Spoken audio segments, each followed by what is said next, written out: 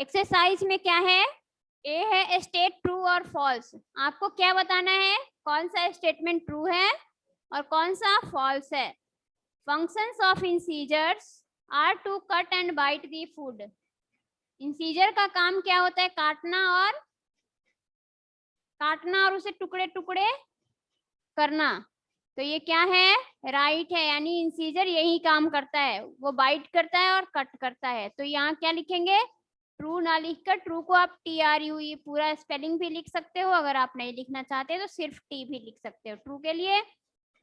Next है premolars are broader than molars. कह रहा है कि जो प्री मोलर्स होते हैं मोलर्स से चौड़े होते हैं, नहीं नहीं, तो ये क्या होगा, फॉल्स।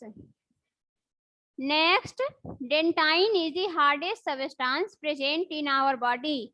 डेंटाइन सबसे हार्ड सबस्टांस है हमारे बॉडी की, तो डेंटाइन नहीं, सबसे हार्ड सबस्टांस क्या है, इनामेल। ठीक है, तो यहाँ पे अगर इनामेल दिया होता तो ये हमारा ट्रू होता, लेकिन दिया क्या है, डेंटाइन कह रहा है कि हार्डेस्ट सबस्टांस है हमारे बॉडी में, तो ये क्या हो जाएगा, फॉल्स हो जाएगा।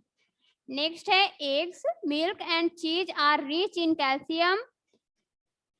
एग मिल्क और चीज में हमें कैल्शियम मिलता है, यानी बहुत ज्यादा कैल्शियम मिलता है।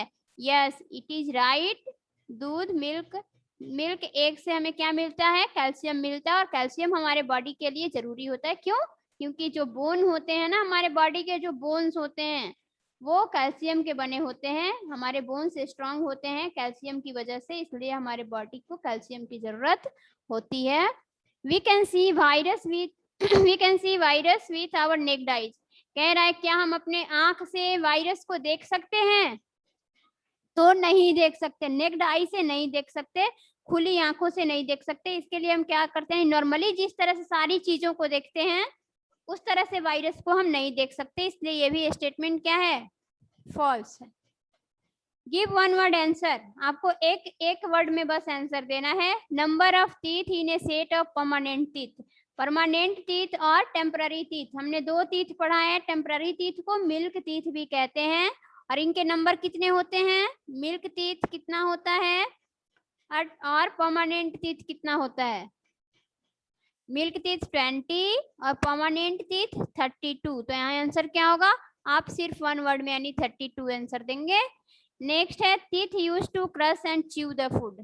कौन से टीथ का यूज होता है क्रश करके यानी कि तोड़ने और चबाने के लिए, तो किस टीथ का यूज करते हैं हम, क्रशिंग और च्यूइंग के लिए किस टीथ का यूज करते हैं,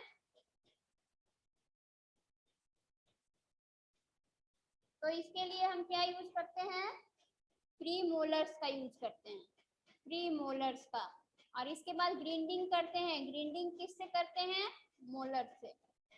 soft part present in the structure of tooth. जो हमारे टूथ होते हैं, ऐसे जो हमारे टूथ बने होते हैं, इनके सबसे ऊपर वाले पार्ट को हम एनामेल कहते हैं, एनामेल। उसके नीचे क्या होता है, डेंटाइन, और डेंटाइन के नीचे सबसे अंदर वाले पार्ट में क्या होता है, पल्प। और ये पल्प सॉफ्ट पार्ट होता है जो हमारे नर्व से जुड़ा होता है, यानी ये अंदर वाले नर्व से जुड़ा होता है, कौन, पल्प। और यही वजह है कि हमारा दांत जब टूटता है तो हमें पेन होता है। क्यों, क्योंकि ये पल्प जो है ना हमारे नर्व से जुड़ा हुआ है। अगर कोई चीज नर्व से ना जुड़ा हो ना, तो अगर आपको दर्द भी होगा तो पता नहीं चलेगा, क्योंकि पता करने का काम किसका है, नर्व सेल का काम है। आपको हम चिकोटी काटते हैं या पीटते हैं, आप कहीं कट जाता है तो आपको दर्द का पता चलता है, क्योंकि नर्वस सिस्टम आपका काम कर रहा है। अगर आपका नर्वस सिस्टम काम ना करे तो आपको कोई मारे पीटे कुछ भी हो, आपको दर्द का पता नहीं चलेगा। नेक्स्ट है microbe responsible for disease such as malaria and dysentery. कह रहा है कि माइक्रोब क्या होते हैं, बीमारी के लिए जिम्मेवार होते हैं, जैसे बीमारी का नाम दिया है यहाँ पे मलेरिया एंड डिसेंट्री। तो यस इट इज राइट, क्या है, कौन से, सॉरी ट्रू फॉल्स नहीं है ना, किसके लिए मलेरिया और डिसेंट्री किसकी वजह से होता है, कौन सा माइक्रोब्स होते हैं, तो ये प्रोटोजोआ की वजह से होता है। आंसर क्या होगा, प्रोटोजोआ। और थर्ड वाले का आंसर होगा पल्प। पार्ट में right the names of all microbes. आपको क्या करना है, सारे माइक्रोब्स का नाम लिखना है। तो इसमें आप क्या लिखोगे, virus, virus, bacteria, fungus and, और क्या है, प्रोटोजोआ।